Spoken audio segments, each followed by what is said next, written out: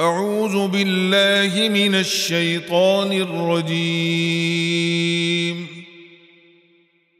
سيقول السفهاء من الناس ما ولاهم عن قبلتهم التي كانوا عليها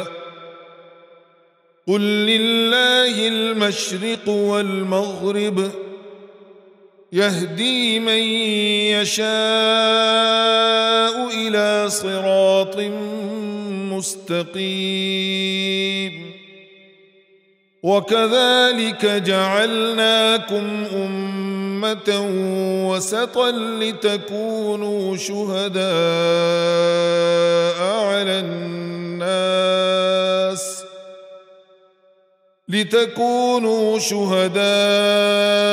على الناس ويكون الرسول عليكم شهيدا.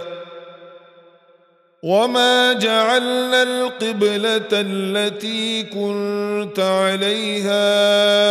إلا لنعلم من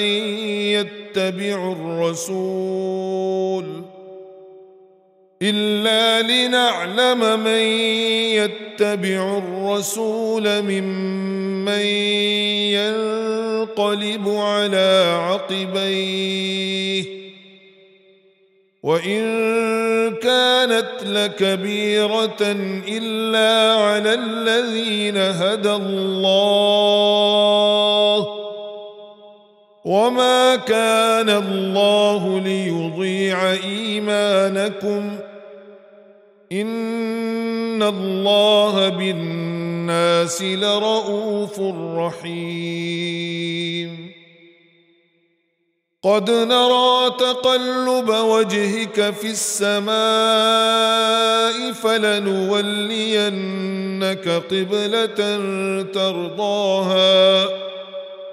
فول وجهك شطر المسجد الحرام وحيث ما كنتم فولوا وجوهكم شطره وإن الذين أوتوا الكتاب ليعلمون أنه الحق من ربهم وما الله بغافل عما يعملون. ولئن أتيت الذين أوتوا الكتاب بكل آية ما تبعوا قبلتك وما أنت بتابع قبلتهم وما بعضهم بتابع قبلة بعض. ولئن اتبعت أهواءهم من بعد ما جاءك من العلم إنك إذا لمن الظالمين. الذين آتيناهم الكتاب يعرفونه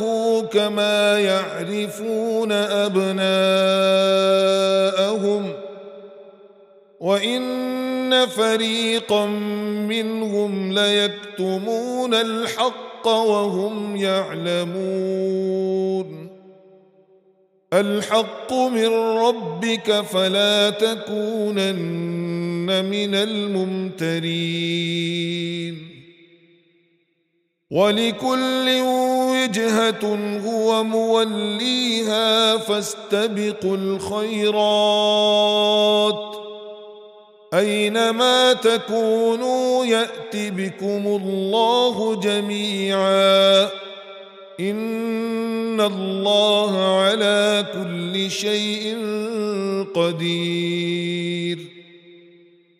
ومن حيث خرجت فول وجهك شطر المسجد الحرام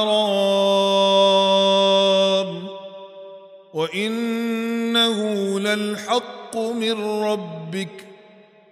وما الله بغافل عما تعملون. ومن حيث خرجت فول وجهك شطر المسجد الحرام وحيث ما كنتم فولوا وجوهكم شطره لئلا يكون للناس عليكم حجة إلا الذين ظلموا منهم فلا تخشوهم واخشوني ولأتم نعمتي عليكم ولعلكم تهتدون كما أرسلنا فيكم رسولا منكم يتلو عليكم آياتنا ويزكيكم ويعلمكم الكتاب والحكمة ويعلمكم ما لم تكونوا تعلمون فاذكروني أذكركم واشكروا لي ولا تكفرون يا أيها الذين آمنوا استعينوا بالصبر والصلاة إن الله مع الصابرين ولا تقولوا لمن يقتل في سبيل الله أموات بل أحياء ولكن لا تشعرون ولنبلونكم بشيء من الخوف والجوع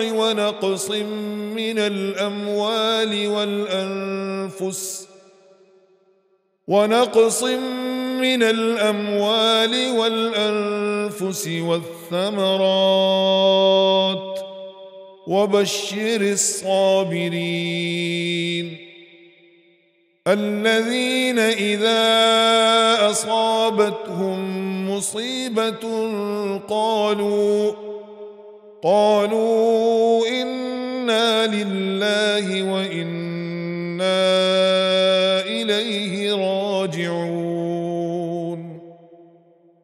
أولئك عليهم صلوات من ربهم ورحمة وأولئك هم المهتدون إن الصفا والمروة من شعائر الله فمن حج البيت أو اعتمر فلا جناح عليه أن يطوف بهما ومن تطوع خيرا فإن الله شاكر عليم إن الذين يكتمون ما أنزلنا من البينات والهدى من بعد ما بيناه للناس في الكتاب أولئك يلعنهم الله ويلعنهم اللاعنون إلا الذين تابوا وأصلحوا وبينوا فأولئك أتوب عليهم وأنا التواب الرحيم إن الذين كفروا وماتوا وهم كفار أولئك عليهم لعنة الله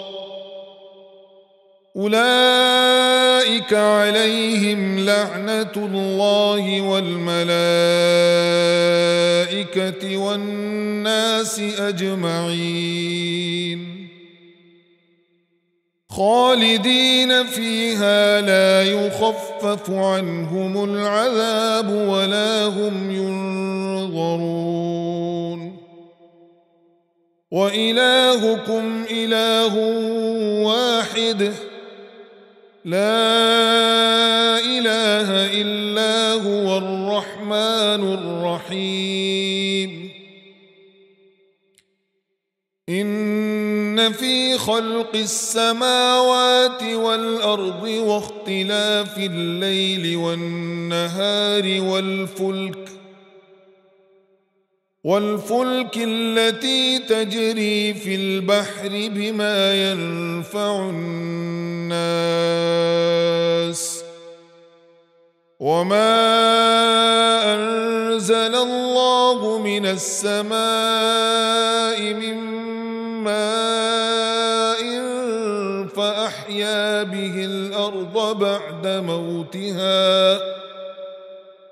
فأحيا به الأرض بعد موتها وبث فيها من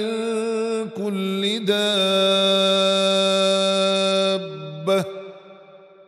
وتصريف الرياح والسحاب المسخر بين السماء والأرض لآيات لقوم يعقلون ومن الناس من يتخذ من دون الله أندادا يحبونهم كحب الله والذين آمنوا أشد حبا لله ولو يرى الذين ظلموا إذ يرون العذاب أن القوة لله جميعا وأن الله شديد العذاب إذ تبرأ الذين اتبعوا من الذين اتبعوا ورأوا العذاب وتقطعت بهم الأسباب وقال الذين اتبعوا لو أن لنا كرة فنتبرأ منهم كما تبرؤوا منا كذلك يريهم الله أعمالهم حسرات عليهم وما هم بخارجين من النار يا أيها الناس كلوا مما في الأرض حلالا طيبا ولا تتبعوا خطوات الشيطان إنه لكم عدو مبين إنما يأمركم بالسوء والفحشاء وأن تقولوا على الله ما لا تعلمون وإذا قيل لهم اتبعوا ما أنزل الله قالوا بل نتبع ما ألفينا عليه آباءنا أولو كان آباؤهم لا يعقلون شيئا ولا يهتدون ومثل الذين كفروا كمثل الذي ينعق بما لا يسمع إلا دعاء ونداء صم بكم عمي فهم لا يعقلون يا أيها الذين آمنوا كلوا من طيبات ما رزقناكم واشكروا لله إن كنتم إياه تعبدون إنما حرم عليكم الميتة والدم ولحم الخنزير وما أهل به لغير الله فمن اضطر غير باغ ولا عاد فلا إثم عليه إن الله غفور رحيم. إن الذين يكتمون ما أنزل الله من الكتاب ويشترون به ثمنا قليلا أولئك ما يأكلون في بطونهم إلا النار ولا يكلمهم الله يوم القيامة ولا يزكيهم ولهم عذاب أليم. أولئك الذين اشتروا الضلالة بالهدى والعذاب بالمغفرة فما أصبرهم على النار ذلك بأن الله نزل الكتاب بالحق وإن الذين اختلفوا في الكتاب لفي شقاق بعيد. ليس البر أن تولوا وجوهكم قبل المشرق والمغرب ولكن البر من آمن بالله واليوم الآخر والملائكة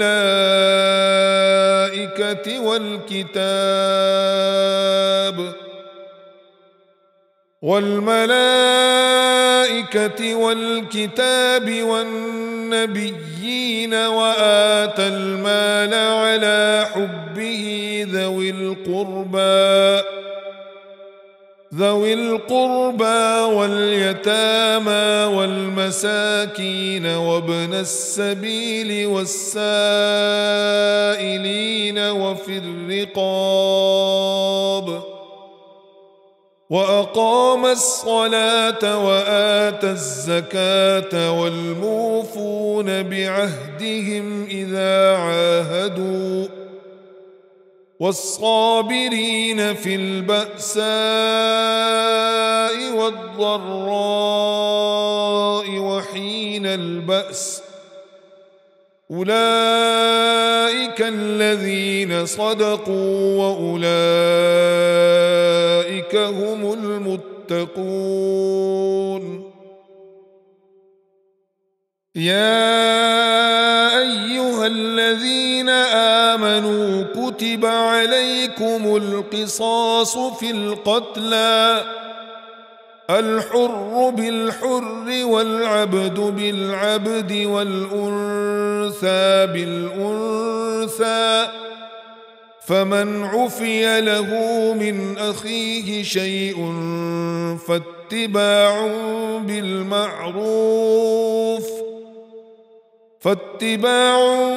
بالمعروف وأداء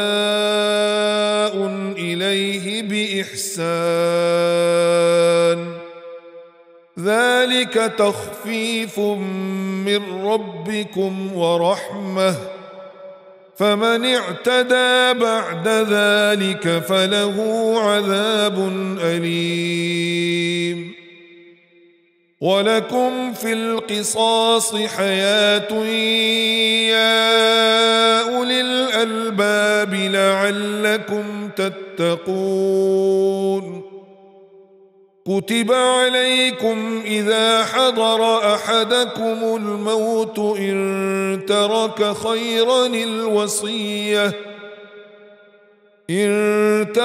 خيرا الوصية للوالدين والأقربين بالمعروف حقا على المتقين. فمن بدله بعدما سمعه فإنما إثمه على الذين يبدلونه إن الله سميع عليم فمن خاف من موص جنفا أو إثما فأصلح بينهم فلا إثم عليه إن الله غفور رحيم يا أيها الذين آمنوا كتب عليكم الصيام كما كتب على الذين من قبلكم لعلكم تتقون أياما معدودات فمن كان منكم مريضا أو على سفر فعدة من أيام أخر وعلى الذين يطيقونه فدية طعام مسكين فمن تطوع خيرا فهو خير له وأن تصوموا خير لكم إن كنتم تعلمون شهر رمضان الذي أنزل فيه القرآن هدى للناس شهر رمضان الذي أنزل فيه القرآن هدى للناس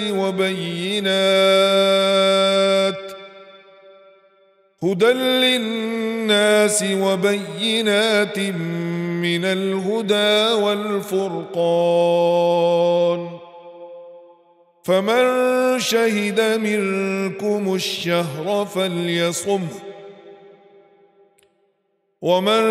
كان مريضا أو على سفر فعدة من أيام أخر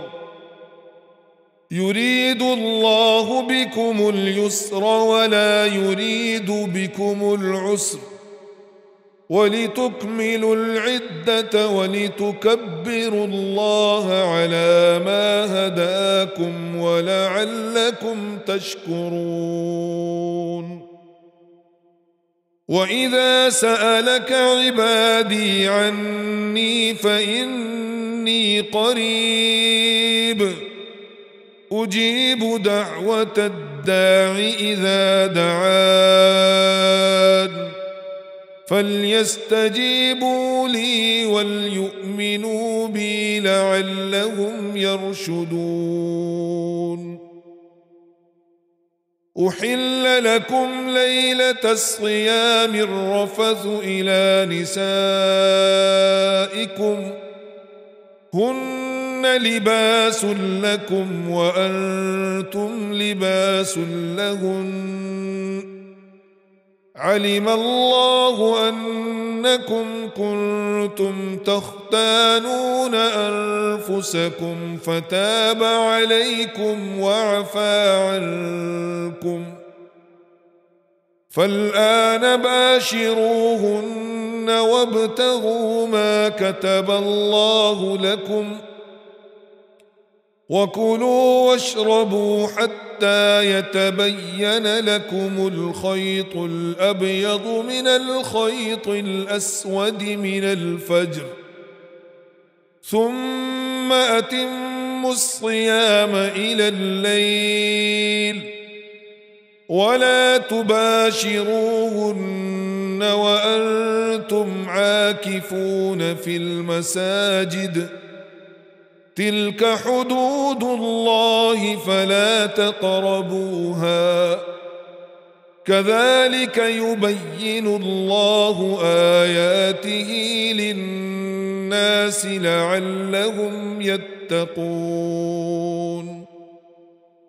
ولا تأكلوا أموالكم بينكم بالباطل وتدلوا بها إلى الحكام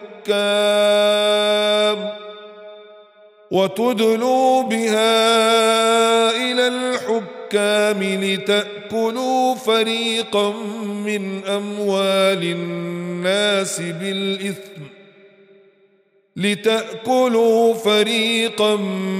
أموال الناس بالإثم وأنتم تعلمون. يسألونك عن الأهلة قل هي مواقيت للناس والحج وليس البر بأن تأتوا البيوت من ظهورها ولكن البر من اتقى وأتوا البيوت من أبوابها واتقوا الله لعلكم تفلحون.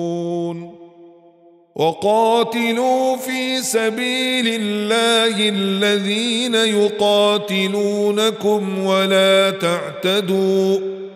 إن الله لا يحب المعتدين. واقتلوهم حيث ثقفتموهم وأخرجوهم من حيث أخرجوكم والفتنة أشد من القتل ولا تقاتلوهم عند المسجد الحرام حتى يقاتلوكم فيه فإن قاتلوكم فاقتلوهم كذلك جزاء الكافرين.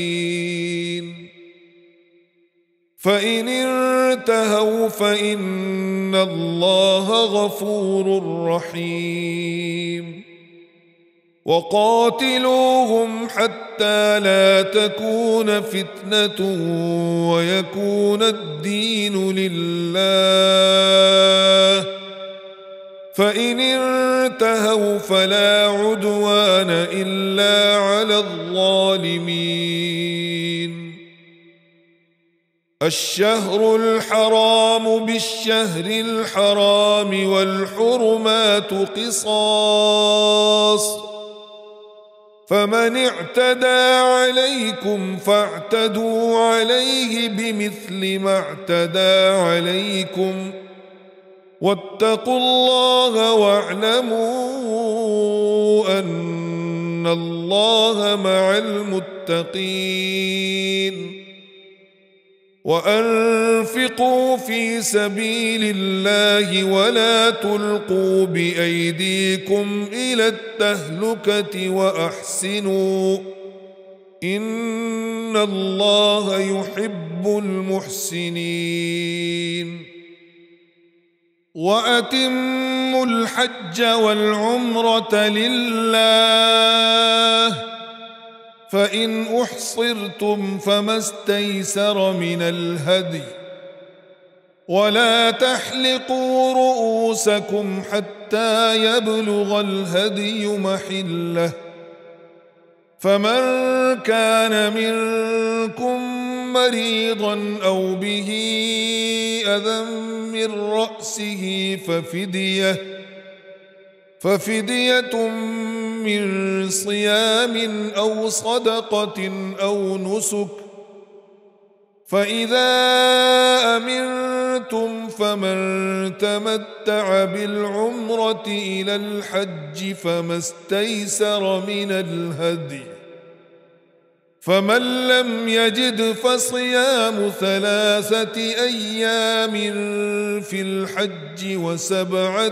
إذا رجعتم تلك 10 كاملة ذلك لمن لم يكن أهله حاضر المسجد الحرام واتقوا الله واعلموا أن الله شديد العقاب. الحج أشهر معلومات فمن فرض فيهن الحج فلا رفث ولا فسوق ولا جدال في الحج وما تفعلوا من خير يعلمه الله وتزودوا فإن خير الزاد التقوى واتقون يا أولي الألباب ليس عليكم جناح أن تبتغوا فضلا من ربكم فإذا أفضتم من عرفات فاذكروا الله عند المشعر الحرام واذكروه كما هداكم وإن كنتم من قبله لمن الضالين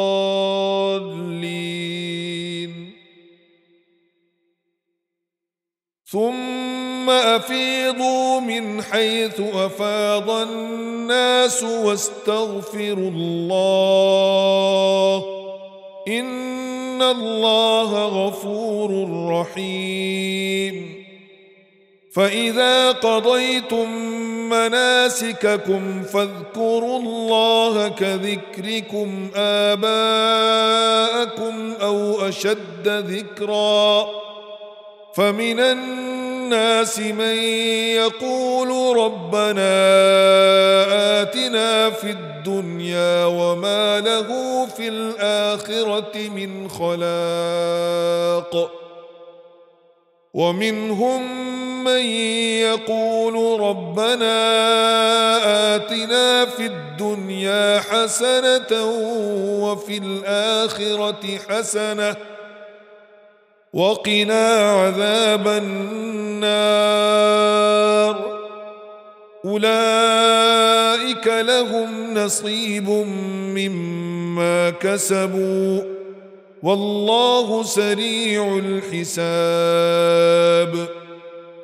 واذكروا الله في أيام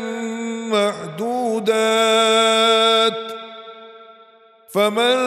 تعجل في يومين فلا إثم عليه ومن تأخر فلا إثم عليه لمن اتقى واتقوا الله واعلموا أنكم إليه تحشرون ومن الناس من يعجبك قوله في الحياة الدنيا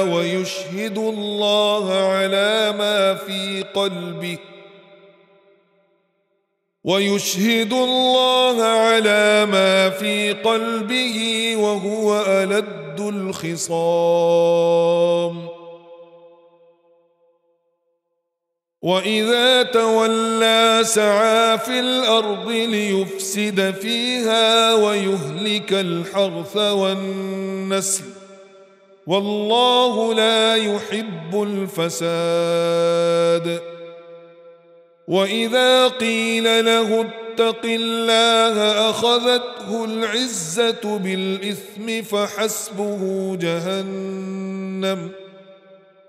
فحسبه جهنم ولبئس المهاد ومن الناس من يشري نفسه ابتغاء مرضات الله والله رؤوف بالعباد يا أيها الذين آمنوا ادخلوا في السلم كافة ولا تتبعوا خطوات الشيطان إنه لكم عدو مبين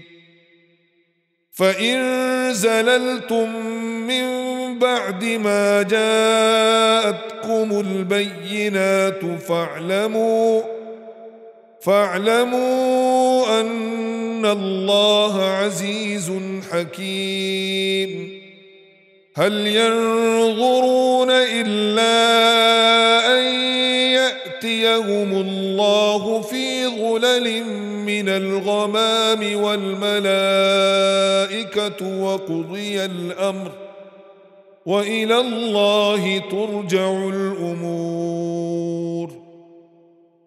سل بني إسرائيل كم آتيناهم من آية بينة ومن يبدل نعمة الله من بعد ما جاءته فإن الله شديد العقاب. زين للذين كفروا الحياة الدنيا ويسخرون من الذين آمنوا والذين اتقوا فوقهم يوم القيامة والله يرزق من يشاء بغير حساب. كان الناس أمة واحدة فبعث الله النبيين مبشرين ومنذرين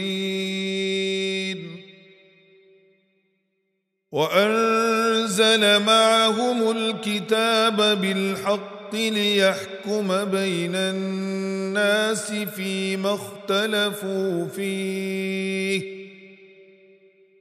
وما اختلف فيه إلا الذين أوتوه من بعد ما جاءتهم البينات بغيا بينهم فهدى الله الذين آمنوا لما اختلفوا فيه من الحق بإذنه والله يهدي من يشاء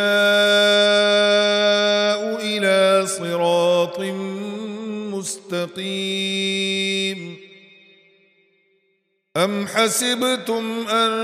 تدخلوا الجنة ولما يأتكم مثل الذين خلوا من قبلكم مستهم البأساء والضراء وزلزلوا حتى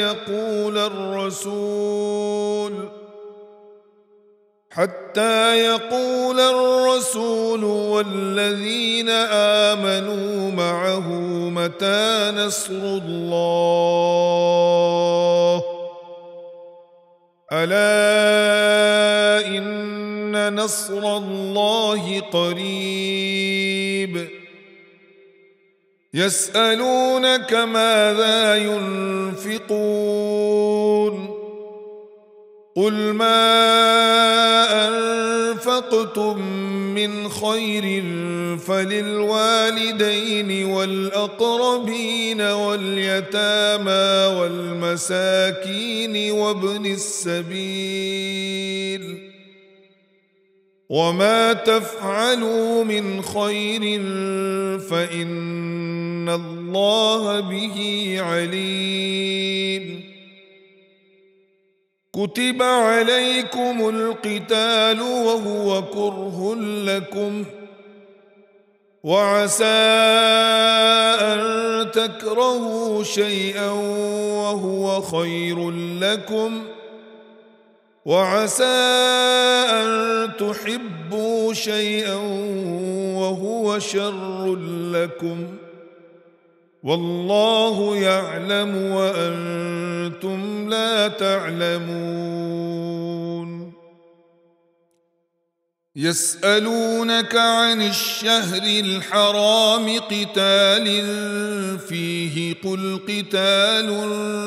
فيه كبير وصد عن سبيل الله وكفر به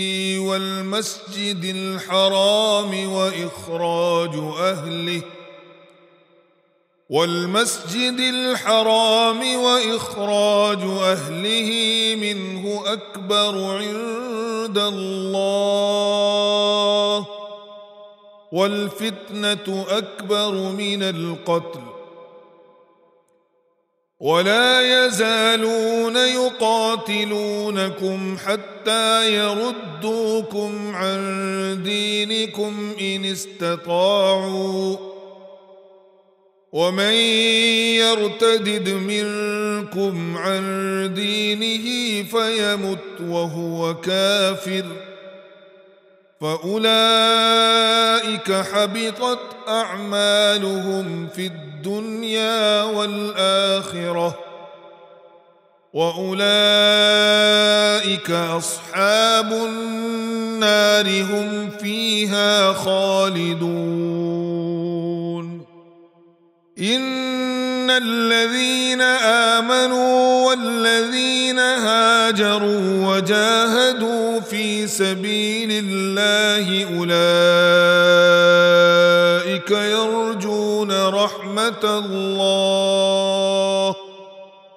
والله غفور رحيم يسألونك عن الخمر والميسر قل فيهما إثم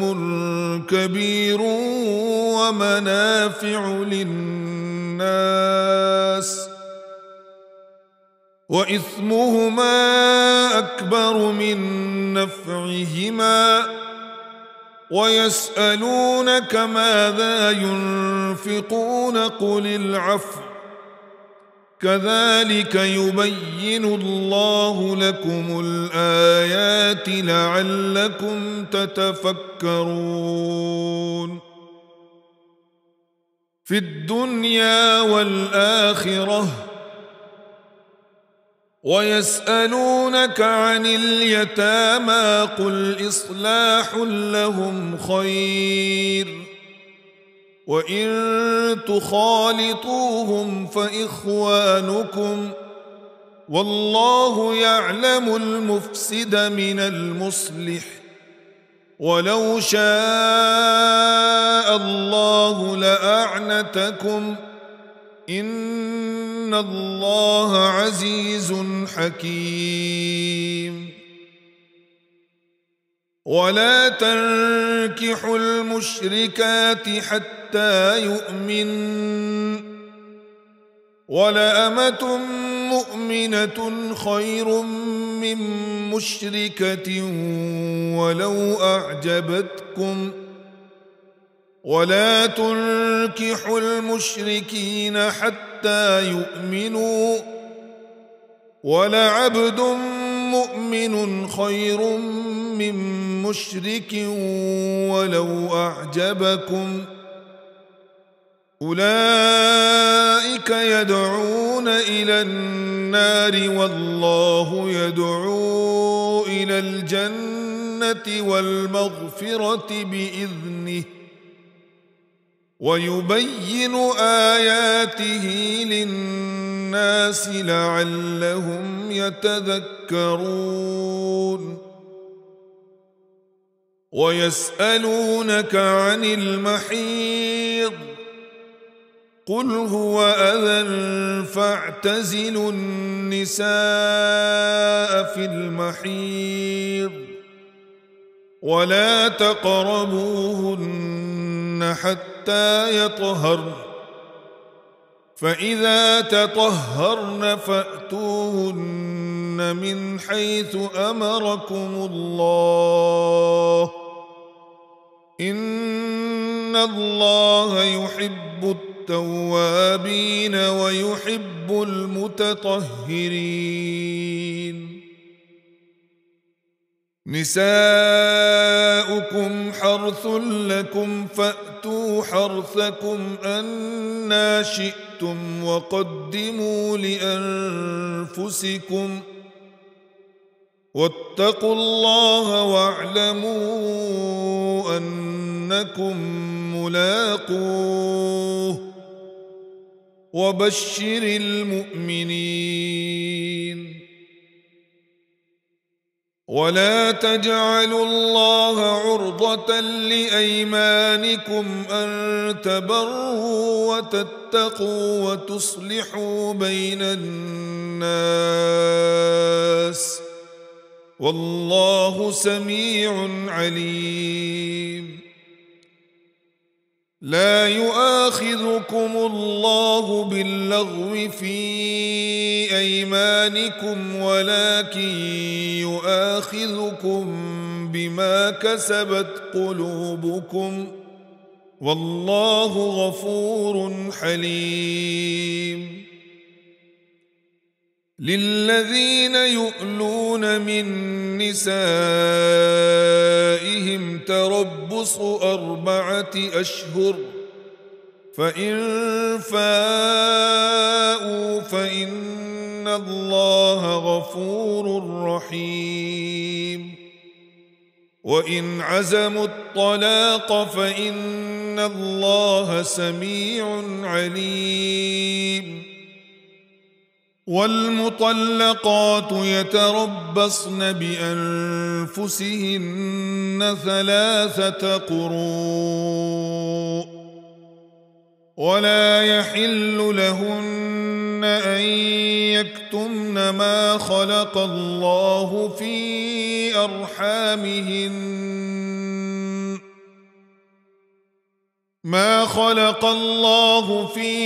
أرحامهن إن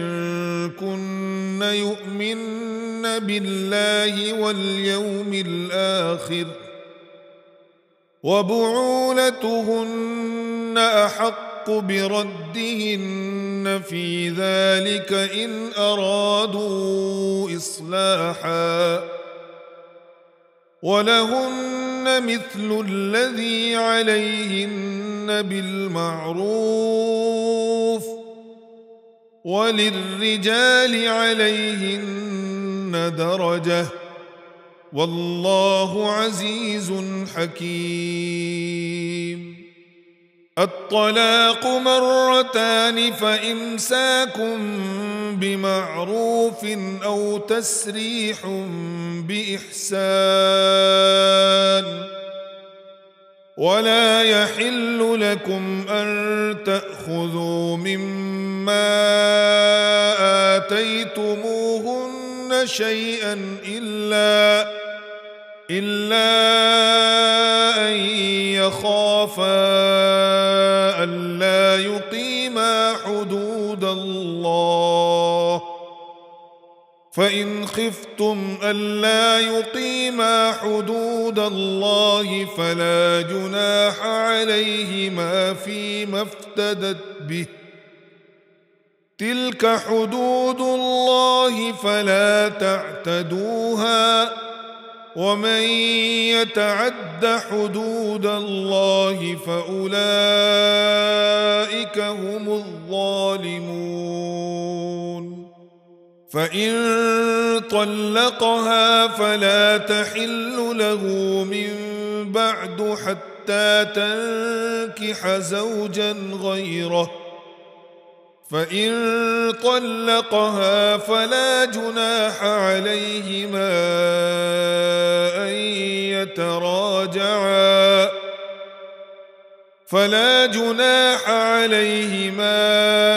أن يتراجعا إن ظنا أن يقيما حدود الله وتلك حدود الله يبينها لقوم يعلمون. وإذا طلقتم النساء فبلغن أجلهن فأمسكوهن بمعروف أو سرحوهن بمعروف ولا تمسكوهن ضرارا لتعتدوا ومن يفعل ذلك فقد ظلم نفسه ولا تتخذوا آيات الله هزوا واذكروا نعمة الله عليكم وما أنزل عليكم من الكتاب والحكمة يعظكم به واتقوا الله واعلموا أن الله بكل شيء عليم وإذا طلقتم النساء فبلغن أجلهن فلا تعضلوهن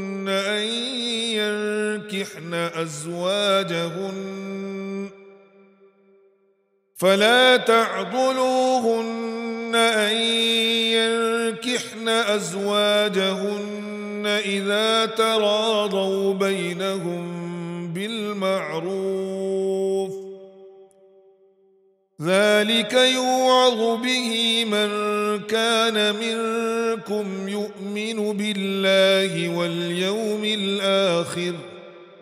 ذلكم أزكى لكم وأطهر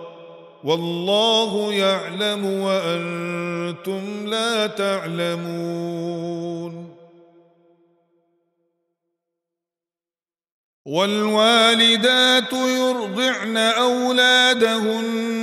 حولين كاملين لمن أراد أن يتم الرضاعة وعلى المولود له رزقهن وكسوتهن بالمعروف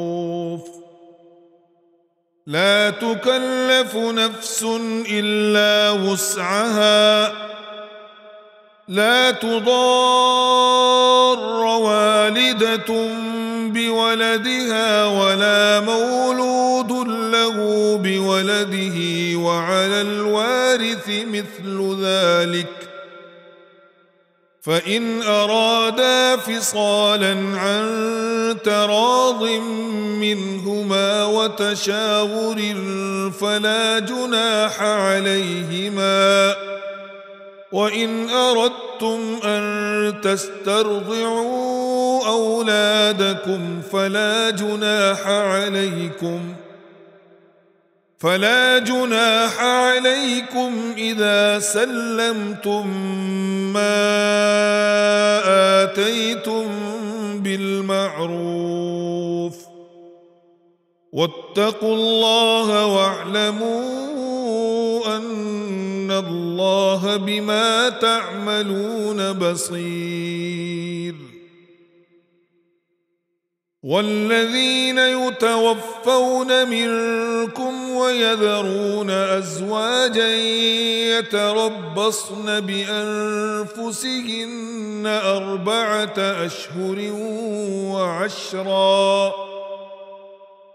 فإذا بلغن أجلهن فلا جناح عليكم فيما فعلن في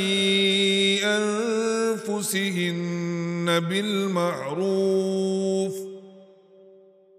والله بما تعملون خبير ولا جناح عليكم فيما عرضتم به من خطبة النساء أو أكننتم في أنفسكم علم الله أنكم ستذكرونهن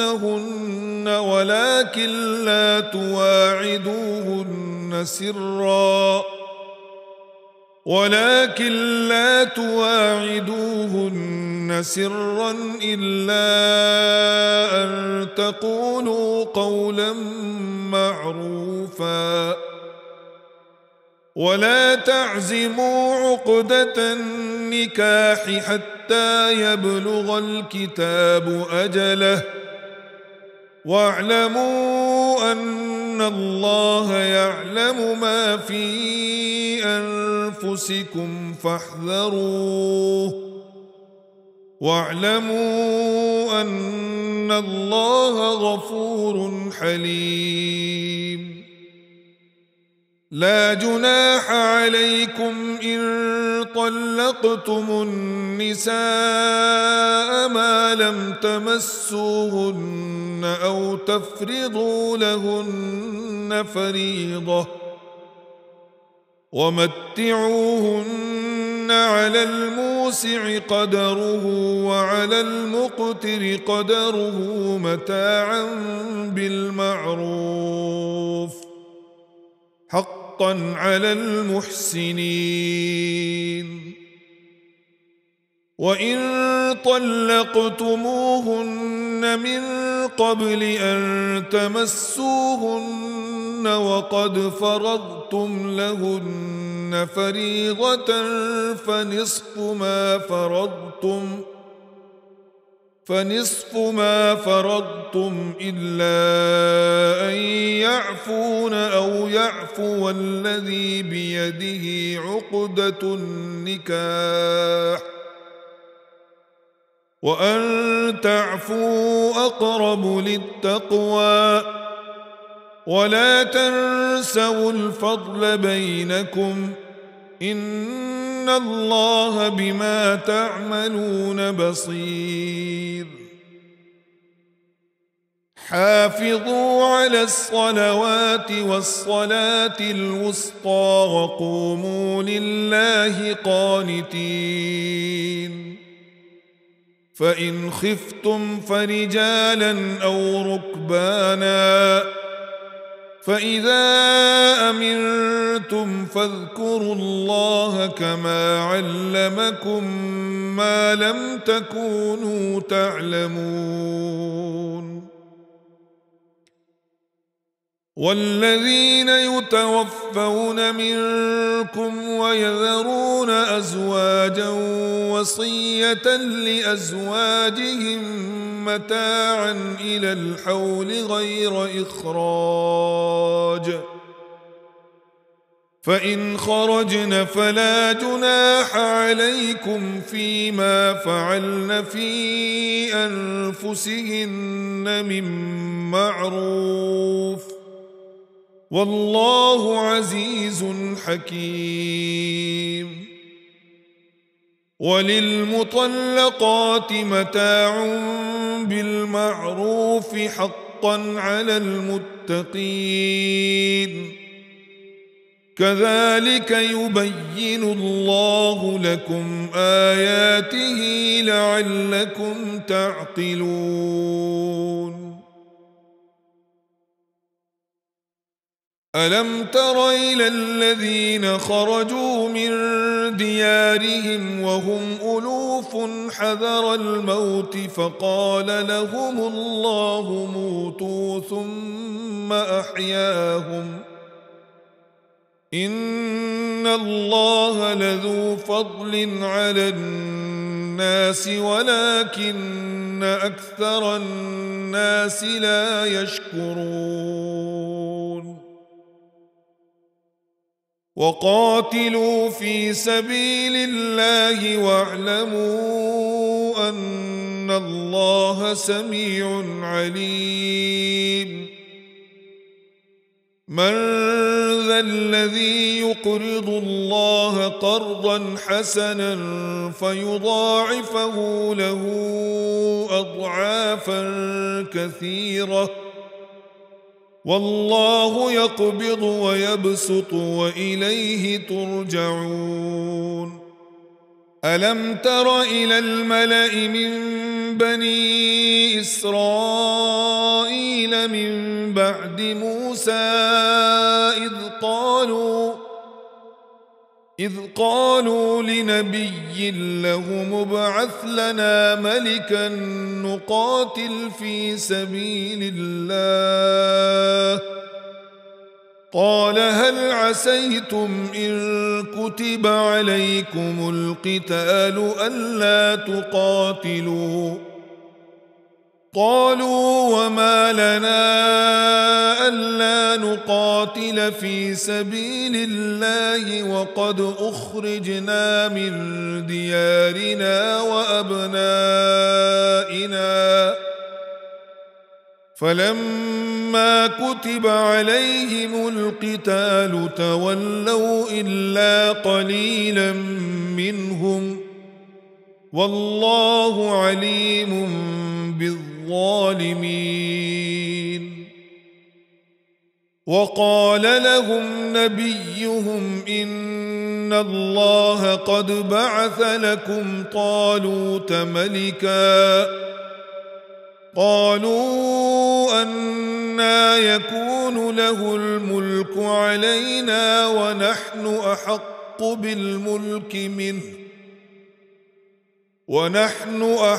بالملك منه ولم يؤت سعة من المال.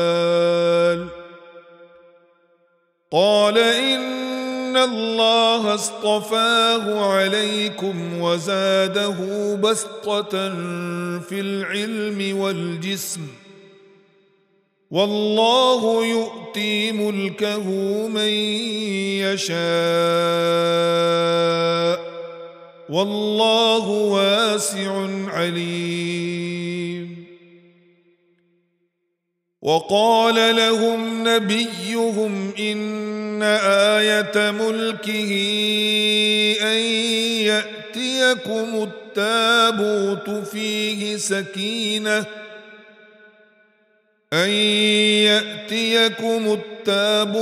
فيه سكينة من ربكم وبقية مما ترك آل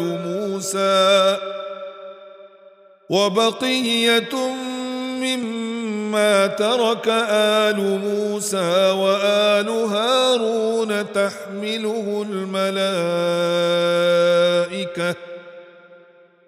إن في ذلك لآية لكم إن كنتم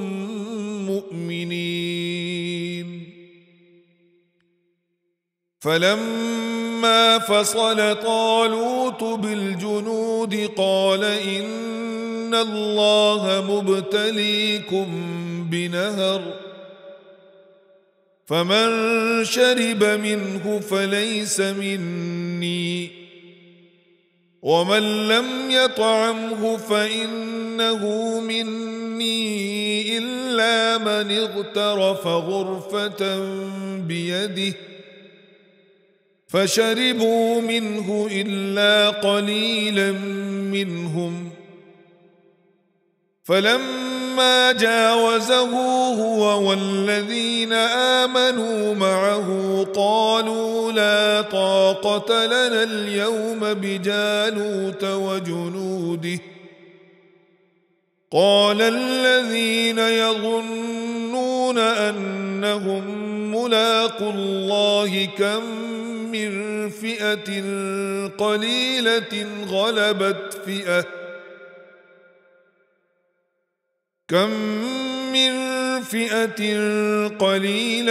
غلبت فئة كثيرة بإذن الله والله مع الصابرين. ولما برزوا لجالوت وجنوده قالوا ربنا أفرغ